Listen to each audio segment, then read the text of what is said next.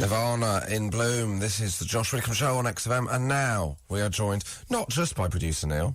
Morning. Morning. But James Acaster. Good morning, Josh. Good morning, James. King of the cabbage? Is that, Well, not really. It seems to be the king of me. It's still defeating me on a regular basis. I'm sure we'll come to this, but we do need to deal with the elephant in the room. Neil, I presume we're going to talk about this. How would you describe your outfit today, James? Red. The whole outfit. I'm not happy about it. So what happened? You're wearing red trousers and a red coat. Yeah. Now... It's like Schindler's List. Yeah, exactly. I'm the only person. Oh, it's Sin City. It's a washing situation that, like, I'm on tour at the minute. You know what it's like, man. You're on the road. Yeah. You're on the road. Yeah. You have to get your washing done somehow. Today is just a day where, like, I was like, well, the cleanest, or the only clean trousers I've got are these red cords. Yeah. I was like, fine. I like my outfit, and then I went to put my coat on and I went, oh no. I've only got a red coat, my other one's in the wash, and it's cold outside, I need to put it on, so I just put it on, walked out the house. I mean... Did you get any looks? Well, you get subtle looks when you're dressed all in red, because it's not like you're dressed really flamboyantly in like a massive like feather boa and stuff. You're just walking along just entirely in red. So people are doing like a very subtle double take. And they just go, is he dressed enough? Well, that's a bad idea. But that's like, is it, you look like you have... It doesn't look like you're making a statement. It looks like you've made a mistake. I just look like an idiot. I just look like someone who didn't know when he was leaving the house that he's dressed entirely in red. And it's like, oh, that guy doesn't know how to look after himself. I bet he doesn't even use conditioner. I don't think you do you? I do, mate. I do. Do you? Yeah. Do you? I do. Big surprise. Started using it about a year ago. Love it. I've noticed the difference. You use conditioner now. Yeah. You haven't Do you? noticed the difference? How dare you? How dare you? Wasn't worth it. Everyone else has noticed the difference, mate. Have they? Oh, yeah. How did your hair feel? We just Go ahead and feel it. yeah, it's soft. Soft hair, isn't it? Yeah, you've got very soft hair. Very soft hair. I got complimented the other day by a makeup lady. On your soft hair. Yeah, she said nice soft hair, but may I give you some tips about your dress sense? You what? But may I give you some tips about how you're dressing? Were you walking through, there was a makeup lady on TV. You weren't just walking through, like, Debenhams downstairs. I go to Debenhams, I go, feel that. Feel that hair. Tell me it isn't soft. Josh Widdicombe. XFM. Black Keys on XFM. You right, James? Yeah, really good, mate. Really good. This is the Josh Widdicombe Show on XFM. Sorry, something funny happened during the song, but we won't discuss that, will we? We certainly don't want to be funny. Instead, shall we have a tweet on today's topic from the listeners? Yes, please. Okay. Wait, let me just find it. There it is. There it is, right. Josh, this is on bad people to sit next to at a wedding. Josh, I went to my wife's childhood friend's wedding last year, as if it wasn't awkward enough that I didn't know anybody there. I ended up sitting next to a man at the meal who stank, had tracksuit bottoms on, and a number of teeth you could count on one hand. Was he wearing tracksuit bottoms at a wedding for? The day went on, and then later, it transpired that he just walked in from outside and sat down for a free meal. Legend. You know, Daley Thompson? Yeah. Every time he goes to a wedding, he refuses to wear a suit. He always wears a tracksuit. Is that true? Yeah. I know somebody who used to be an athlete. Yeah. With him, and she was like one of the bridesmaids at Kelly Holmes's wedding, which was in St Paul's. And I saw her afterwards. I went, how was it? She was like, good. Daley Thompson turned up in a tracksuit again.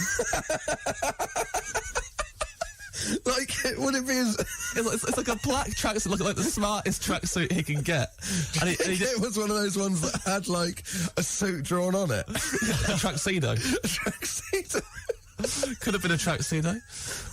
But yeah, just always turns up in it and goes, what, you said wear a suit? And they're like, Daley, it's getting old now.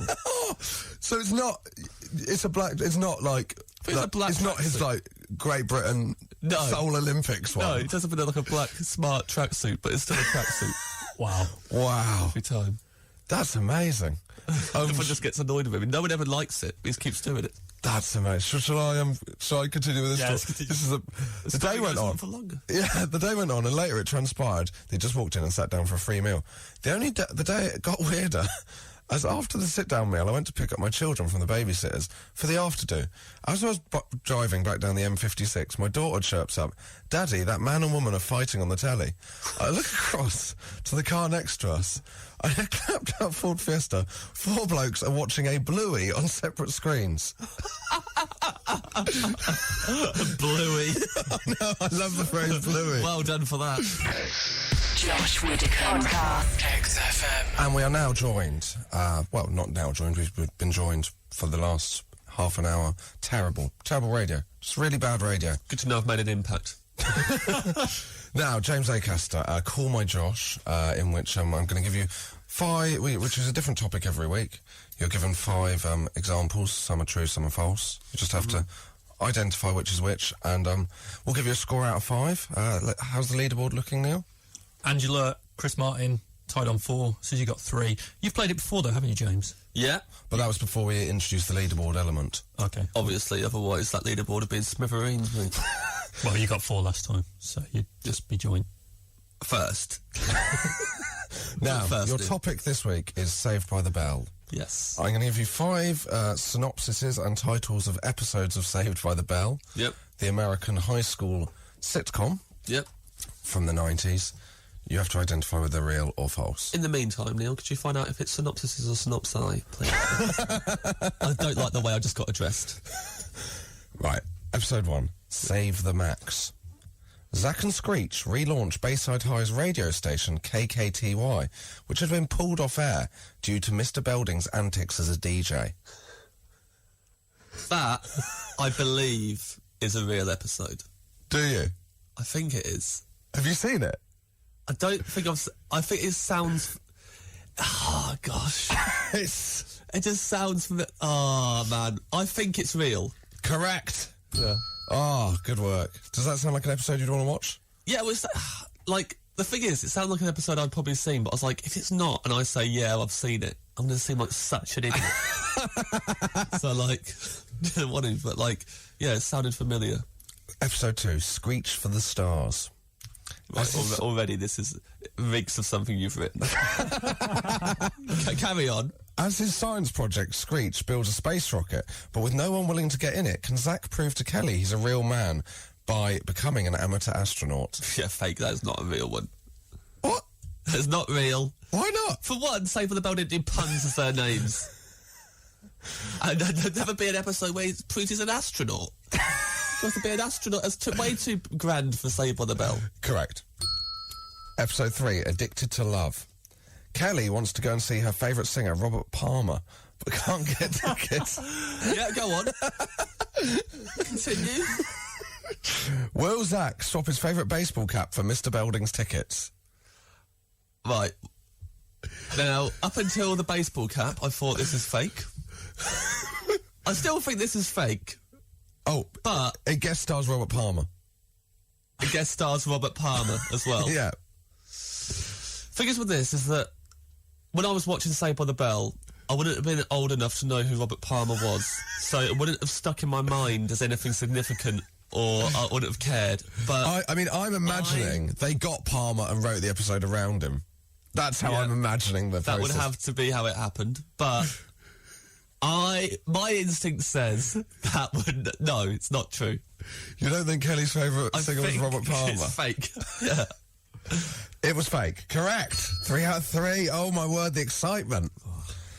Episode 4, Snow White and the 7 Dorks. Right. Yeah.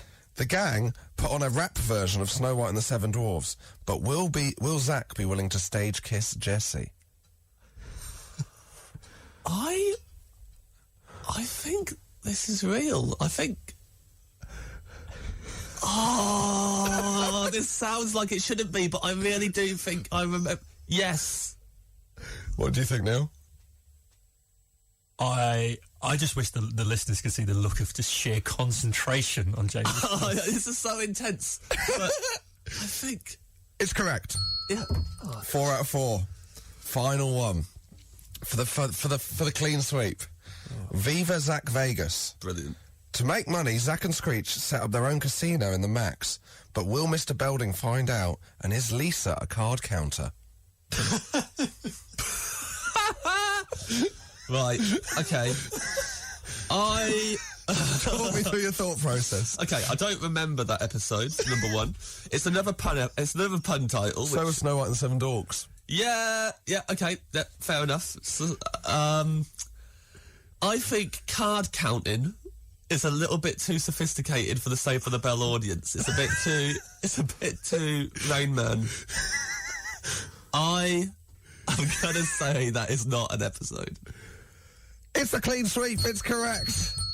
Oh, well done. I mean, that was the most stressed I've ever seen you. Yeah, well, you didn't see me putting on a red jacket this morning with red trousers, mate. But yeah, there we go. And as a treat, this is Robert Palmer. It's not. It's Damien Rice.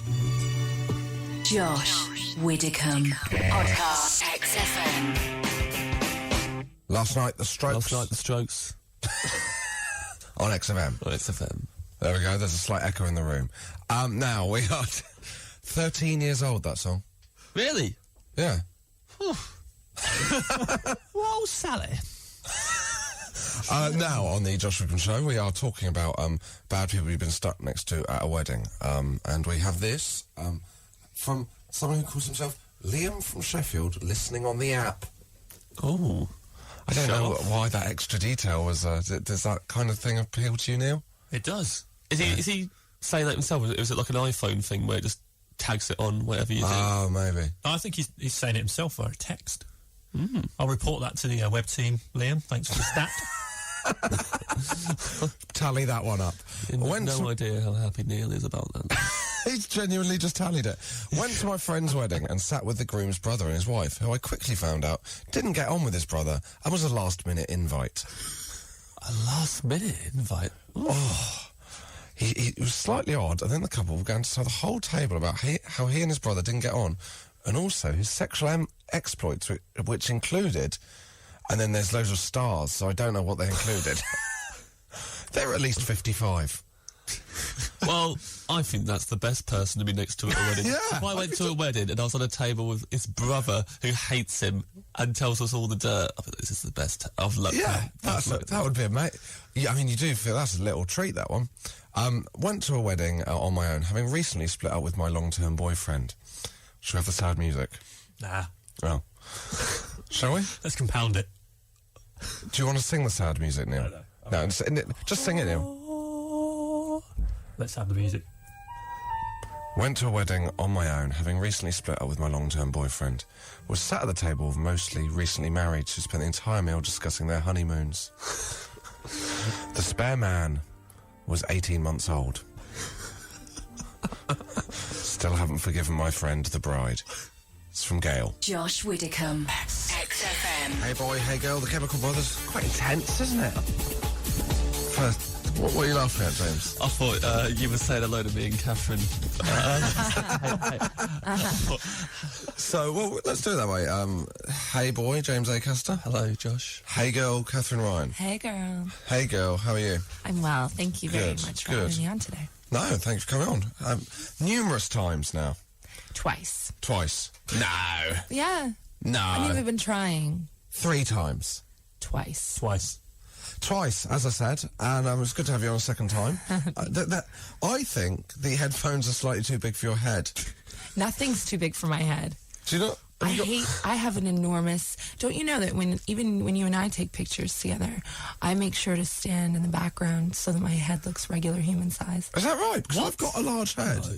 Have you? Yeah, I've got... Josh has, yeah, but you haven't. I have. No. You can measure it later. It's big and Irish. That is an exciting link we can do. Measuring each other's heads. Who's got the biggest head?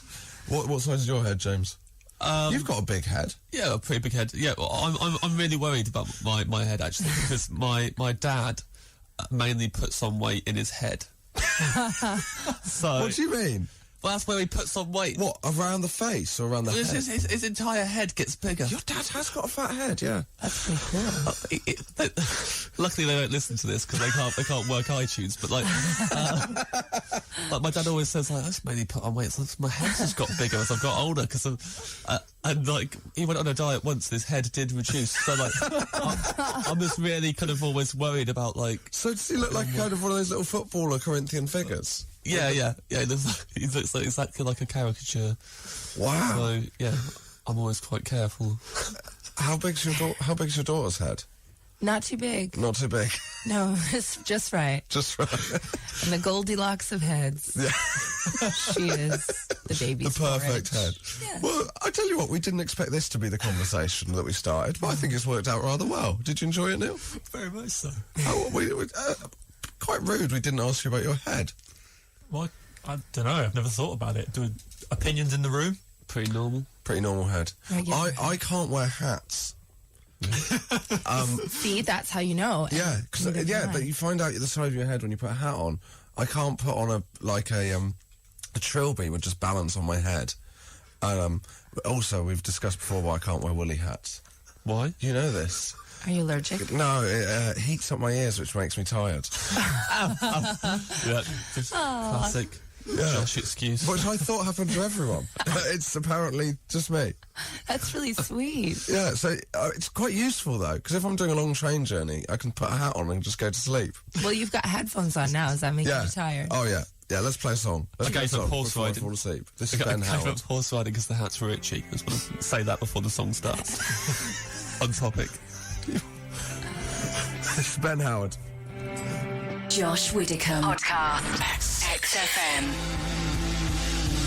Ben Howard, that is off his new album, I Forget Where We Were, which is out on Monday. We're playing tracks from it all week on XFM. Also, dear Neil, you can win signed copies of the album and a trip to Amsterdam. You can't, because I imagine you can't enter as part of the company. Normal work. But if you really want to go to Amsterdam to watch them in December, what you need to do is quit your job and then go onto xfm.co.uk and enter. I'm not sure it's a good prize, but Can you it's not not just ask them, Neil? Can you not just ask them to... Pull some strings. Yeah. But no. No. Okay, well, that's the end of that. I was trying to help you out there, mate. Thanks. Cheers. Still with James Acaster and Katherine Ryan Hi. Yeah. on the Josh Widdicombe Show. Now we're talking about bad people you've been stuck with at weddings. Mm-hmm. Have you had any experiences like that? None that are hilarious, but the worst person I've been stuck with at a wedding is myself, because this summer I went back to Canada for an ex-flatmate's wedding, and I was all alone. And have you ever been alone at a wedding where you only know the bride? The bride is the busiest person. Yep. Yeah. There, she's the last Yeah, you person. can't hang out with the bride. No, and they position you like a sacrificial lamb. Do you reckon you get written off in that situation? Written off? Like, they could just go, that's Katherine, we'll just put her wherever. No, they put you in a very calculated position at a table of men who've come alone. And I don't know. What does that sound, James? Well, it just sounds so scary. I was like, It's like, just all men, not even like people who have come alone, just like Katherine and Is it all like the Take men. Me Out? It's exactly like Take Me Out. Apart from this was a Greek wedding, but it was Canadian Greek. So Yeah. Canadians, because we have no culture really to speak of, we attach ourselves to like distant relatives Yeah. from Greek. So it's a badly executed version of a Greek wedding. And I don't know if it's because I've been in the UK for 8 years, but Canadian men, to me, sound delayed, for lack of a better term. Just like, oh, I don't know, I've been building houses with my dad. Like, it's terrible. And I can't speak to them. I don't want to speak to them. They're all... And you travelled to Canada for this? Well, yeah. I like to organize travel kind of with other things at once. I don't like to go home at all. So when I do, I go, okay, I'll hit the wedding. I'll do this, I'll do that. I'll see my mom. Yeah. And I went alone, and it was... I left at 9 p.m., which is rude. Left at 9 p.m. That must have been during the speeches. It was during the speeches. They were crying during the speeches because the groom's dad was, deceased. So they cried about that, and then they started talking about Ithaca, which apparently is something Greek. I went to a wedding, and it was a very good wedding. Yeah. And the speeches were very good, but the speeches went on so long they had to have an interval. Oh, wow. Wow. You should have an interval. You should disperse. This is what they did. A speech, another speech, and then a little bit of a music and some food. And then another speech, and then another speech. Otherwise, I mean, these people are not good speakers. Yeah. That's what's so great about it. Yeah. That's my favourite thing. Seeing people who shouldn't be doing speeches getting up and doing speeches. So What's the great. worst speech you've ever seen? I saw saw a really one. long best man speech where he basically, throughout it, subtly said, well, not so subtly said, that he loves the groom and is really going to miss him because he knows this is the end of their friendship. It was really great. Wow. Oh, This that is is James laughing. Yeah, there's me going, mate, you are nailing this. Keep going. Oh, did you know them? Yeah, I knew. Well, no, I knew the groom and the bride, but I didn't know this best man. Like, and also the best man, just this is at a different wedding. But he, as they were walking out the church, he put on shades and did like a cool like strut out the church, no. and he had not run it by the couple at all, and they didn't know about it. So later on, they were like, "What?" So I said, "That was really cool. What you got him to do?" And they're like, "Right, where is he?" Josh Widdicombe podcast. XFM. Past walk away. Maybe from the Euro 96 montage as we were discussing earlier. So it's up for debate, isn't it, Neil? It is, yeah. Still joined James Acaster, Hello, Josh. Catherine Ryan. Hello, Josh. Now, unlikely celebrity friendships we do each week. Neil finds one, but we've just found out that you, I mean, you didn't know who it was, but you are one of only 41 people that is followed on Twitter by Kenny Dalglish. Kenny. It's so. How did you find out? Because so people just started tweeting me. Oh, the king is known. Kenny Dalglish follows you. What? How did you do that? And I looked at who it was, and I could see that he was a very respected, renowned, and accomplished footballer, and that's nice. I don't know why he follows me. I think it might be a mistake. It can't. No, I like the idea that he's a massive fan. Yeah. Are you doing Liverpool on your tour?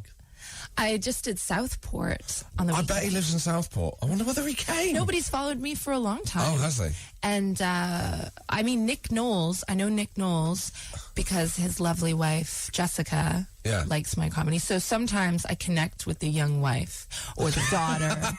The young wife. Or the daughter, or maybe it's something like that. Or perhaps he just really is into my jokes. Yeah, he might be. I think that's not what it is. Could be. Neil, what is this week's unlikely celebrity friendship? It's another football one. Okay. It's Pele, arguably the greatest footballer to grace the game, Yep. is friends with, Is it another football person? no, arguably one of the finest voices of the British music scene, Mick Hucknall of Simply Red. Is he? Oh, I can see that. Hucknall's a massive Man United fan. Yeah. Yeah. I think I can buy that. But they're the friends to the extent where Mick is godfather to one of Pele's kids. Okay, that's too much. That's too much. That isn't true, is it? Met in 1985. This came in from Tom Lovelace, one of our listeners. Yeah. Amazing scene. So Mick Hucknall, if Pele died, Mick Hucknall would have to bring up his children. I'm assuming Pele's kids are kind of old enough to look after themselves now, but it's good that Uncle Mick's still there. No, well, yeah. If this was the 90s, that'd easily be a film. Where, like, Pele dies and Hucknall has to raise his adult kids by himself. Why leave that in the 90s? Make it now. Let's do it now. Let's do The it special anyway. effects in space. If it was in the 90s, though, there'd definitely be a scene where, like, that someone's running down a corridor and slips on some marbles and falls on their back. Yeah. Well, that's a good one. I wasn't buying it until the Godfather thing. So which way is it? Hucknall's godfather to Pele's kids? I believe so, yeah. God, Pele. Oh, I want to see the photos of that christening. Josh Widdicombe. XFM. Josh Widdicombe. James Acaster is here. Yes. Catherine Ryan is here. Hello. Now, it's time for a cabbaging update. Do you want to just fill us in, James? Should we just give the backstory? Quickly, James is being bullied by a 7-year-old boy who repeats... 9-year-old. boy He's very particular about that. who repeatedly sends him cabbage through the post or leaves cabbages around. Yeah. Well, it's bad enough when it was just a 9-year-old boy, but it has expanded. I've been cabbaged by him, his father, his grandfather, Whoa. You, let's not forget that. I didn't do the cabbaging. You put a cabbage leaf in an envelope and posted it to me, mate. It was from Mick. You did it, mate. Let's not dwell on who did what. No, let's not. You wouldn't want that, would you? I got cabbage, so now I've been getting cabbage by members of the public as well at gigs. At gigs? Gigs, so what happens? Walked on at the second half in Reading. There's a cabbage on stage with a post-it note stapled to the cabbage.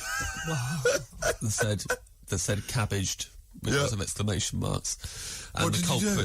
Oh, well, I picked up and said, who did this? And I didn't even have to ask. The culprit was so delighted with himself. So easy to pick them out of the audience. So she was on the front looking very happy. And then she's like, yeah, I thought of it on the way here. So I just ducked into a shop and bought some Post-its and a cabbage. And then I had to staple it on. I was like, when did you get a staple gun? So she did that. I turned up to my venue in Birmingham, went to the dressing room. And in the dressing room was hidden 3 cabbages in different places. So one was on top of the toilet with a flag stuck in it that said, you just got cabbaged, have a good show. And I thought, well, that's probably the only cabbaging I'll get. And then I sat down on the sofa, there was a cabbage behind the pillow. And there was... Do you know who did it? Yeah, it was the venue staff. It's funny when you have to say to yourself in the day, this is probably the only cabbaging I'll get. Yeah. This is probably the last of the cabbaging, right? And then there's an ice bucket, and I open the ice bucket, there's a cabbage inside it. And then also recently, my girlfriend lives in New Zealand because, I know how to do an easy relationship. I'm pretty clever. She lives in New Zealand, and because she's very nice, she sent me a package over from New Zealand of loads of New Zealand treats, chocolates and stuff. Yeah. And also a cabbage, but she's not allowed to send an actual cabbage. So that's in fruit and veg out of New Zealand. So she made one out of modelling clay. So my first man-made cabbage. Oh my modelling word. clay cabbage. Yeah, but it looked.